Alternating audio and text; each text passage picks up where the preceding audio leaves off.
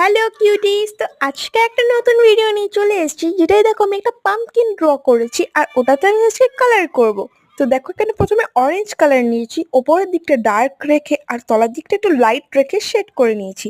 দেন একইভাবে এর সবকটা পার্টে করে নিতে হবে আমাদের। দেখো আমি একইভাবে মাঝখানটাই লাইট রেখেছি আর পাশগুলোতে কালার করে নিয়েছি, মাঝখানে একটু ফাঁকা আছে। দেন নিতে হবে ইয়েলো অকার দিয়ে এটাকে পুরো কালার করে নিতে হবে। আর আমি পাশে যে কাটা কুমড়োটা ড্রয়িং করেছি ওটা তো একইভাবে করতে হবে। এবার নিতে হবে আমাদের ডার্ক ব্রাউন দিয়ে কি করতে হবে, যে পেন্সিলের লাইনগুলো দিয়েছি ওগুলোকে শেড করে পাশের দিকে মাঝখানের দিকে আনতে হবে শ্যাডোটা। তো দেখো আমি একইভাবে কাটা কুমড়োটাকেও করে নিয়েছি।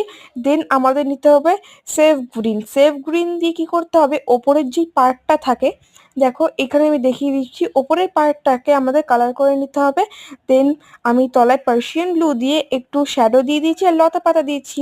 Follow for more videos, thank you.